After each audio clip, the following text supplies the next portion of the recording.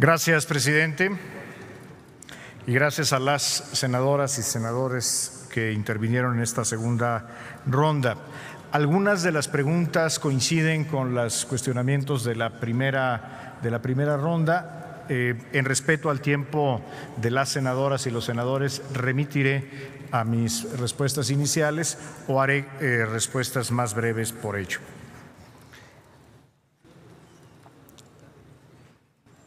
Con respecto a la primera pregunta de la ronda, que correspondió a la senadora Sacil de León, del Grupo Parlamentario de Encuentro Social.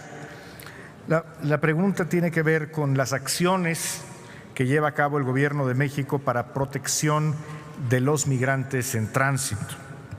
Quiero en primer lugar destacar que en México existen mecanismos para reparación a víctimas que incluyen a los migrantes y que tienen mecanismos específicos para los migrantes.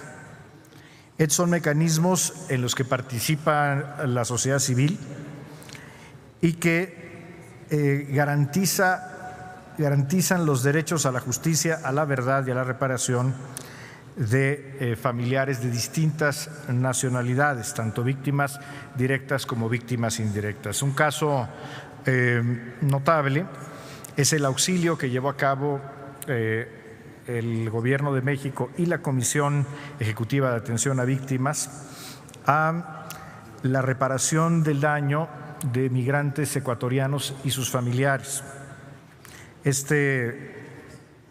Apenas el 22 de agosto de este año inició ya el proceso de medidas de restitución, rehabilitación, satisfacción y no repetición. Hay que destacar que México ha emitido CURP, es decir, la cédula de identificación, a los extranjeros.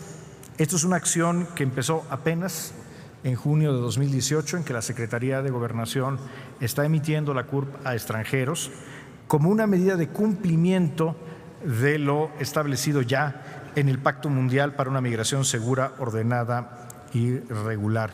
Esta es una medida que México toma poniéndose a la vanguardia de la protección a extranjeros en el territorio nacional.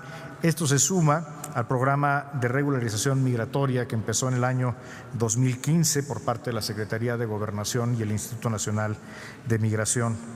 Destaco el despliegue de oficiales de protección a la infancia. Los oficiales de protección a la infancia, que son 323 en las distintas delegaciones del Instituto Nacional de Migración, hacen un trabajo especializado y han atendido en total a 137,000 niños, de los cuales 61,299 viajaban sin compañía. Y este programa ha sido exitoso y se ha replicado ya en otros países, por ejemplo en Honduras, en Panamá, República Dominicana y Guatemala, que han venido a conocer la experiencia de México. En materia de movilidad y convivencia fronteriza, se tienen distintos programas de regularización migratoria. Hacía yo ya mención en mi intervención anterior a la tarjeta de visitante regional que existe para nacionales de Guatemala y Belice, que recientemente se amplió ya su vigencia hasta 7 días en los estados de Chiapas, Campeche, Quintana Roo y Tabasco. Se han expedido ya 970,000 tarjetas de residencia y tan solo este año se han emitido ya más de 50,000 tarjetas para guatemaltecos y beliceños. Además, debo destacar la actualización de nuestro marco normativo. Desde el 2011 tenemos una ley de migración que ha dado pie al nuevo memorándum de entendimiento para el retorno asistido, digno, ordenado y ágil y seguro de nacionales salvadoreños, guatemaltecos, hondureños y nicaragüenses, que está en proceso de suscripción. Es decir, el trabajo con nuestros países hermanos en Centroamérica continúa. Es un proceso continuo de fortalecer los instrumentos de protección, que son instrumentos institucionales y del Estado mexicano. Quiero destacar que en materia de cooperación, México ha tenido en la administración del presidente Enrique Peña Nieto una presencia sin precedentes por el monto y el volumen de los proyectos que se han desarrollado en la región de América Central. Proyectos concluidos en Belice, El Salvador, Granada, Haití, Jamaica, Nicaragua, San Vicente y Santa Lucía. Proyectos por un monto total de $140 millones en distintas materias, principalmente hospitales y programas de vialidades y carreteras. Senador Antonio García Conejo, del Grupo Parlamentario del PRD. Quiero referirme específicamente a una pregunta que hizo usted sobre el protocolo facultativo del Pacto Internacional de Derechos Económicos, Sociales y Culturales. México desde 1981 es Estado parte del pacto. A lo que no se ha adherido México es al protocolo facultativo del pacto. Este protocolo fue abierto a firma en diciembre de 2008 y entró en vigor en 2013.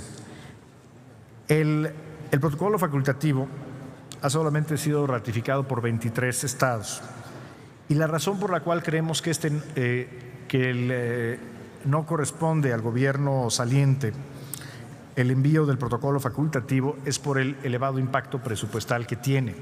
Aquí la estimación que ha hecho la Secretaría de Hacienda es relevante y creo que sería incorrecto que un gobierno saliente comprometa recursos presupuestales de la próxima administración y del gobierno del presidente electo. Seguramente el próximo gobierno hará la evaluación correspondiente al protocolo facultativo.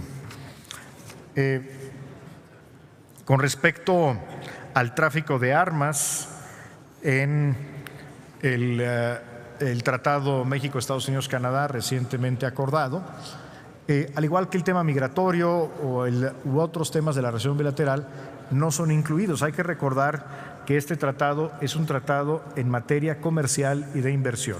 Sin embargo, esto no excluye que haya un trabajo importante y la necesidad de celebrar acuerdos e instrumentos específicos siempre y cuando sean consistentes con nuestra soberanía y con el interés nacional.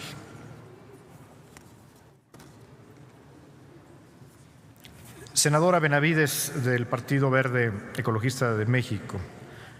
Creo que los dos instrumentos a los que usted se refiere, el pacto, el Tratado Transpacífico, el TPP, y el acuerdo con Europa, son instrumentos emblemáticos de la diversificación comercial y económica de México. La negociación del Tratado México-Estados Unidos-Canadá, es decir, la renegociación del Tratado de Libre Comercio de América del Norte, se ha hecho con estricto cuidado a no tener interferencia con los compromisos y las obligaciones, las disciplinas que han sido acordadas en estos dos instrumentos, de tal manera que no existe un conflicto o contradicción entre los mismos. Esta es una de las ventajas de que fueron negociados por los mismos equipos negociadores. Es una buena pregunta con respecto a el efecto de la salida del Reino Unido de la Unión Europea, conocida como el proceso Brexit. Indudablemente, una vez que se consume, México no tendrá un tratado con el Reino Unido y creo que será una gran oportunidad para México el iniciar de inmediato la negociación de un tratado bilateral con el Reino Unido. En ocasiones anteriores hemos expresado al gobierno del Reino Unido el interés de México de iniciar este proceso. Sin embargo, este proceso no puede iniciar en tanto no se concrete la salida formal del Reino Unido de la Unión Europea. Senadora Nancy de la Sierra, del Partido del Trabajo, me referí en mi intervención anterior a las observaciones de la Auditoría Superior de la Federación. Como lo dije en esa intervención, afortunadamente el proceso corre sus tiempos normales. La solventación de las observaciones va por muy buen camino y esperamos tener una solventación completa en tiempo y forma, lo cual nos debe dar tranquilidad que todos los recursos que fueron aprobados para el apoyo a la función consular para atención de los migrantes mexicanos en Estados Unidos fueron utilizados correctamente y a tiempo. Son recursos que han sido tremendamente importantes. Quiero destacar que gracias al fortalecimiento presupuestal de los consulados hemos podido pasar, por ejemplo, de la atención que hacíamos en el centro de atención telefónica, solamente se hacía atención durante horas hábiles y de lunes a viernes. Ahora la atención es 24 horas, 7 días de la semana. Y se han realizado, muchos de los recursos han sido canalizados a la asesoría legal, es decir, a contratar abogados externos que defiendan el interés de los connacionales. Estamos defendiendo literalmente miles de casos de connacionales. Estamos generando instancias de asesoría muy importantes que no hubiéramos podido generar, llevando la asesoría donde están los migrantes, incluyendo a los centros de trabajo en zonas agrícolas, que no hubiéramos podido llevar a cabo sin estos recursos. Pero tenga usted la tranquilidad de que los recursos fueron aplicados en tiempo y forma, como lo marca la norma, y han hecho una diferencia muy importante en el bienestar de miles de connacionales. Con respecto a los convenios que menciona usted de la Organización Internacional del Trabajo, de la OIT, primero quiero celebrar la aprobación reciente que hizo el Senado de la República de un instrumento que llevaba mucho tiempo aquí, que es el Convenio 98, que entre otras fortalece los derechos de los trabajadores, la democracia sindical y la representación laboral efectiva. Por supuesto, este instrumento habrá de ser, una vez que fue aprobado por el Senado, ratificado y entregado, depositado ante la Organización Internacional del Trabajo, y lo haremos con mucho entusiasmo.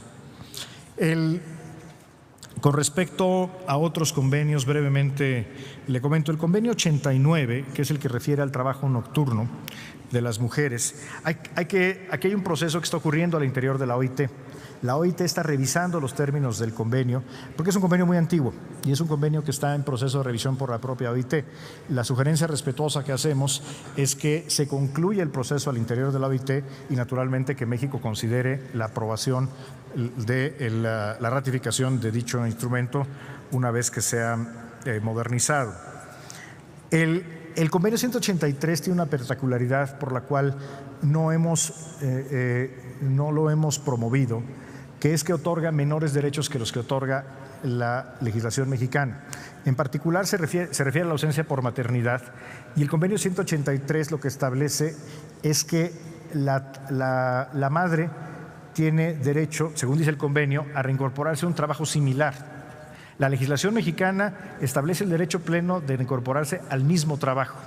Por lo tanto, creemos que es un convenio que no necesariamente protege mejor que la ley mexicana en este caso a las trabajadoras. Y finalmente me refiero al convenio 189. Esto ocurre algo similar al tema que trataba hace un momento. El convenio 189, que por cierto sé que hay distintos puntos de acuerdo promoviendo el convenio, incluyendo uno de los senadores Osorio Chong y Ruiz Massieu. Aquí lo que hay que tener en mente es el impacto presupuestal. Según el instituto, este es un convenio que tiene que ver con la protección a las trabajadoras domésticas, trabajadores y trabajadoras domésticas.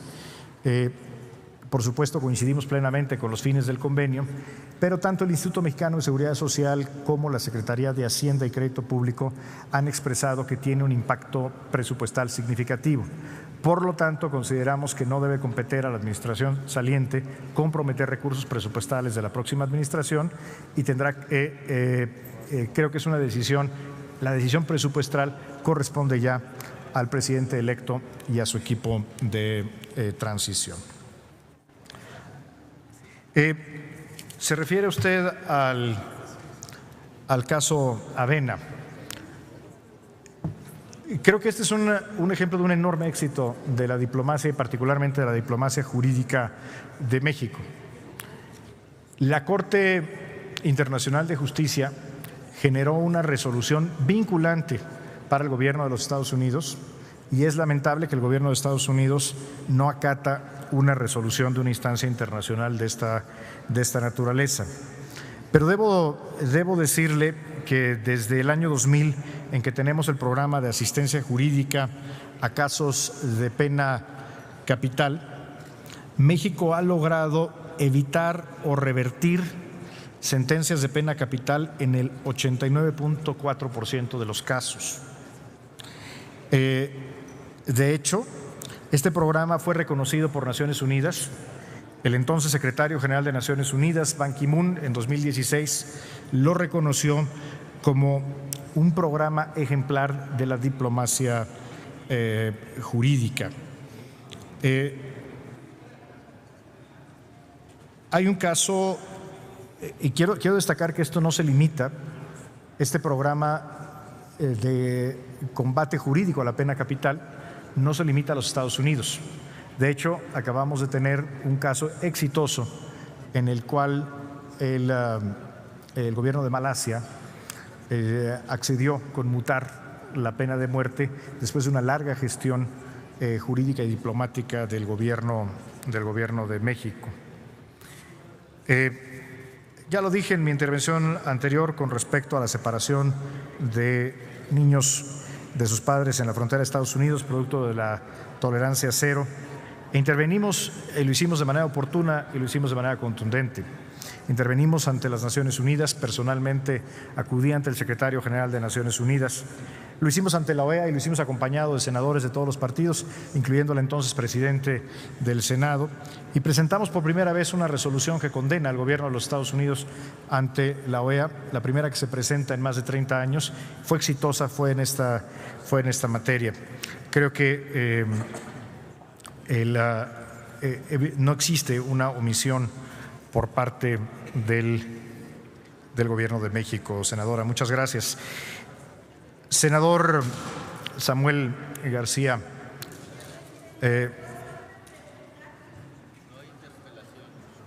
no, vamos a dejar que continúe sus respuestas el secretario. Ya ha recibido las preguntas de los grupos parlamentarios.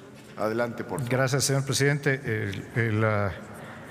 Por supuesto, este no es un ejercicio definitivo de diálogo entre poderes y estamos a las órdenes de todas las senadoras y senadores para contestar preguntas más allá del formato de esta comparecencia al terminar este evento, ya sea de manera presencial o por escrito, conforme es nuestra obligación y nuestra convicción.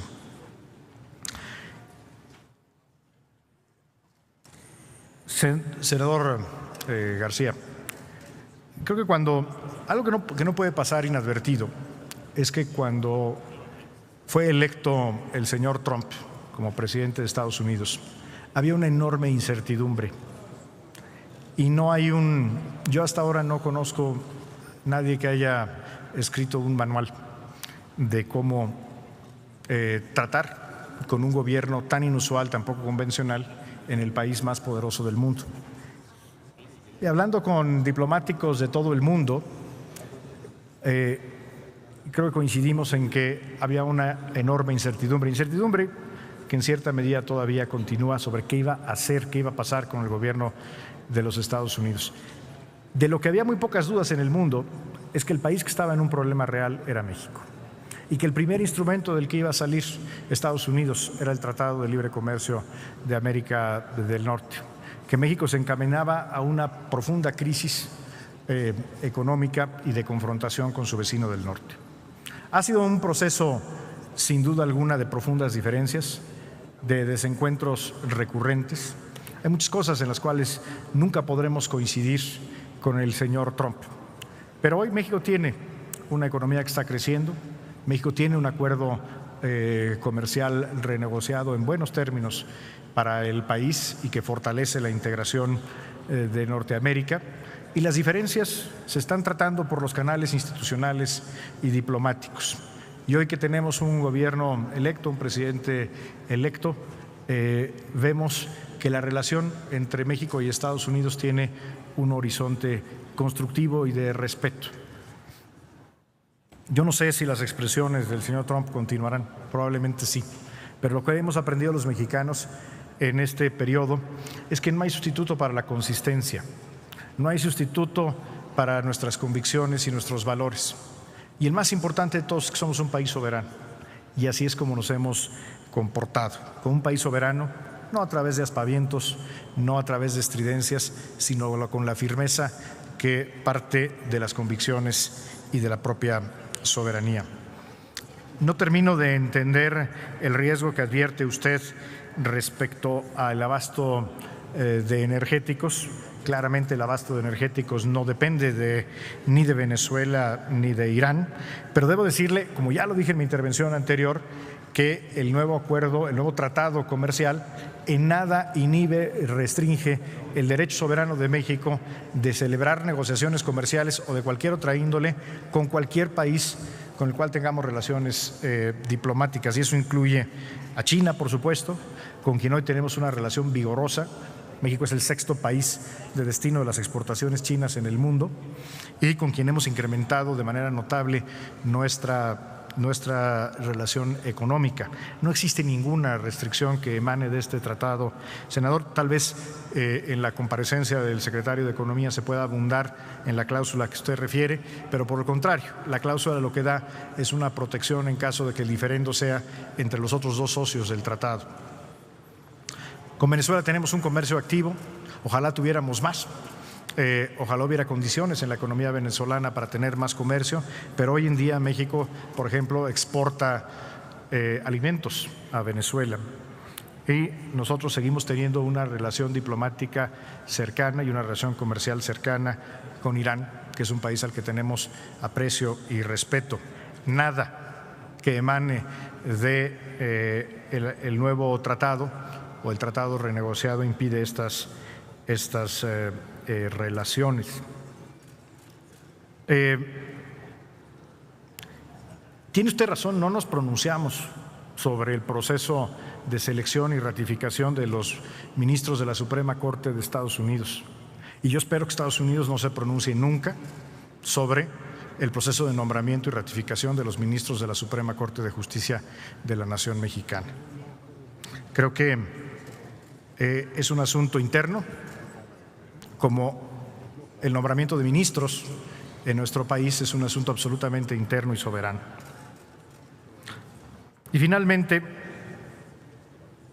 usted refiere nuevamente a aquella visita del entonces candidato republicano a la presidencia de Estados Unidos, el señor Trump, a México, y refiere, ya me referí a ello, insisto, asumo, más allá de mi carácter de funcionario público, asumo mi responsabilidad política a plenitud.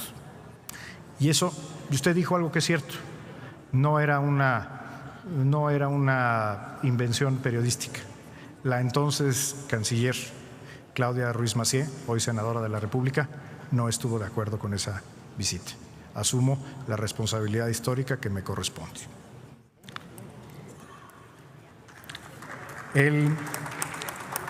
Y bueno, precisamente con respecto a mi querida amiga, compañera de gabinete y ahora senadora de la República, Claudia Ruiz Massieu,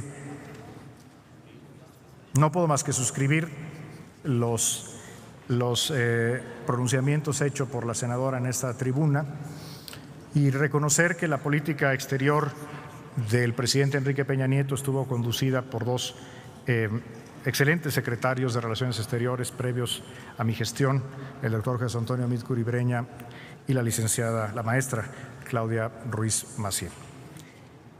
Los retos hacia el futuro de la política exterior de México, creo que los retos son sobre todo capitalizar las enormes oportunidades que tiene México.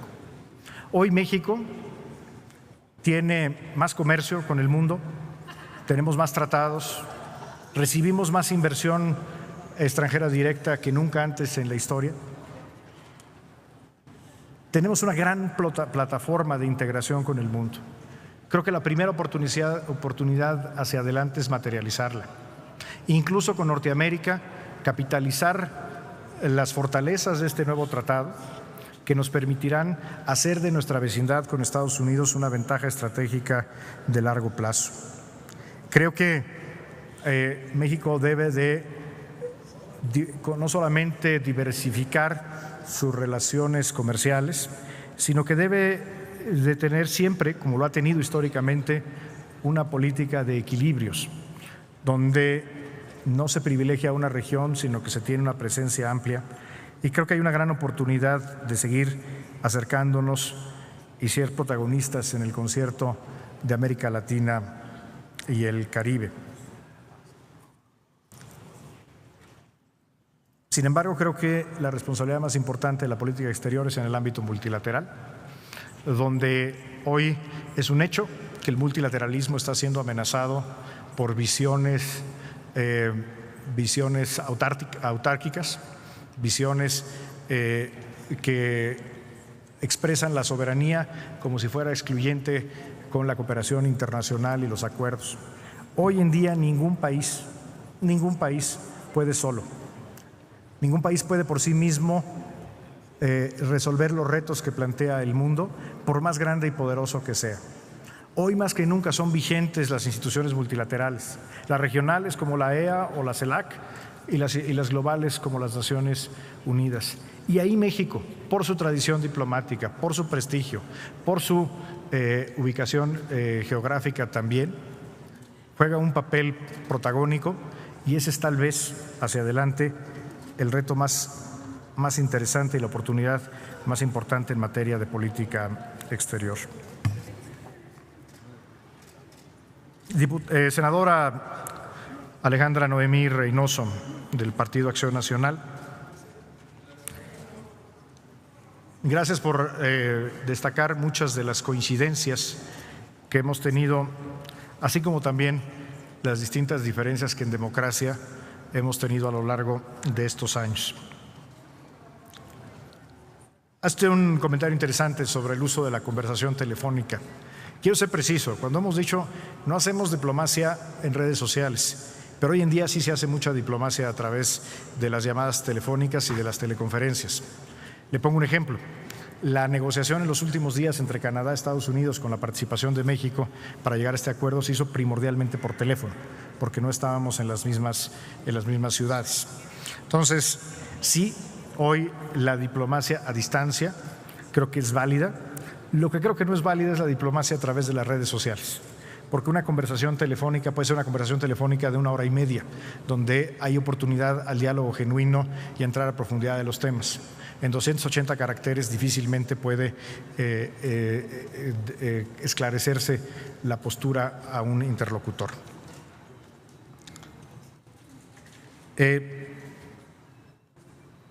Yo no sé si en la campaña en Estados Unidos se recrudezca el discurso antiinmigrante. Veo honestamente con buenos ojos que ha habido cierta moderación, cierto trato de mayor respeto hacia México, pero no podemos darnos el lujo de bajar la guardia y asumir que simplemente porque hoy tenemos una mejor relación, esa amenaza no está ahí. La amenaza está ahí, la amenaza es latente y me atrevo a decir va más allá del propio presidente Trump. Hay que reconocer que hay una corriente de opinión grande, desafortunadamente, que existe en los Estados Unidos y que, tal vez consistente con su historia de muchos años, hay un sentimiento ahí anti-inmigrante. Ante eso, el gobierno de México y la sociedad mexicana no puede permanecer indiferente. Y yo creo que el riesgo siempre está ahí y lo importante es que reaccionemos con contundencia, con firmeza y efectividad. No puedo más que suscribir lo que ha dicho usted respecto a la igualdad de hombres y mujeres en la diplomacia. Es cierto, la mayoría de los nombramientos a nivel de titular, sea embajador o cónsul general, han sido a hombres. Esto tiene que ver con que hoy en día en los rangos superiores del Servicio Exterior Mexicano, los rangos de ministros y embajadores, todavía la mayoría son hombres. Hay que recordar que son generaciones que ingresaron al servicio exterior hace 20 o 30 años. Pero aquí déjeme compartirle dos buenas noticias. La primera, conforme a la nueva ley del servicio exterior, en el ingreso tiene que haber paridad de género. Y segundo, que en la generación que está entrando al Instituto Matías Romero, están entrando exactamente la mitad son hombres y la mitad son mujeres. De lo que se trata es que hacia adelante tengamos una diplomacia que sea genuinamente paritaria. Y debo destacar que aún históricamente muchas de las mejores, de los mayores logros diplomáticos los han hecho mujeres, tanto del servicio como a veces nombramientos que son ajenos al servicio y que son mujeres destacadísimas, algunas por cierto que están aquí en esta sala que han tenido la titularidad de alguna embajada o consulado general. Con respecto al efecto de la ley de remuneraciones, hay una preocupación relevante en el servicio exterior y yo veo con muy buenos ojos el hecho de que el equipo de transición del presidente electo, en este caso encabezado por el licenciado Marcelo Ebrard, está trabajando de cerca con el equipo con los representantes del servicio exterior para encontrar soluciones. ¿Qué estamos haciendo nosotros?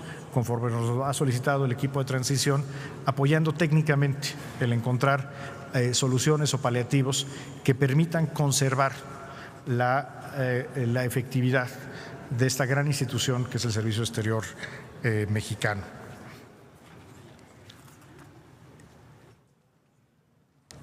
Finalmente, no puedo más que estar de acuerdo con los pronunciamientos que ha hecho usted con respecto a Venezuela y destacar que la postura de México ha sido escrupulosamente respetuosa de nuestros principios constitucionales, pero también hay que reconocer que como parte del andamiaje jurídico, México es parte de la Carta Interamericana, la Carta Democrática Interamericana del año 2001, firmada en septiembre en Lima, la cual nos comprometió a todos los países de la región a defender a la democracia representativa como la única forma de gobierno válida en nuestro continente. Y hoy lo que estamos viendo en Venezuela, desafortunadamente, es una ruptura del orden democrático y por lo tanto hemos alzado la voz, participamos en el Grupo de Lima, pero lo hacemos siempre de una manera constructiva y abogando por una solución pacífica, una salida política entre los propios venezolanos.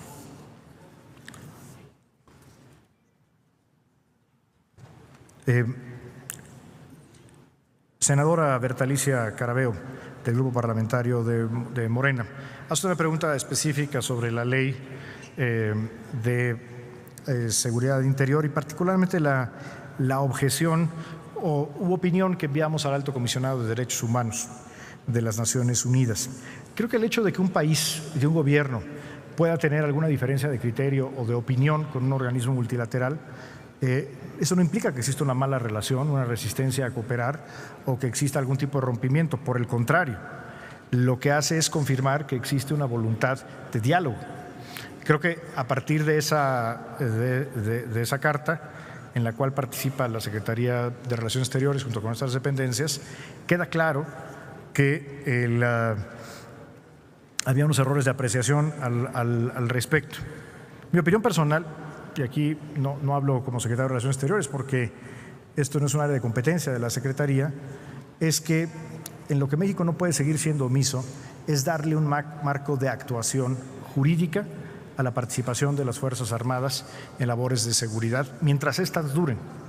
Hoy en día este marco no existe como tal, independientemente de los defectos o los problemas que pueda tener este ordenamiento al que ya nos referimos y sobre el cual se pronuncia el Poder Judicial de la Federación.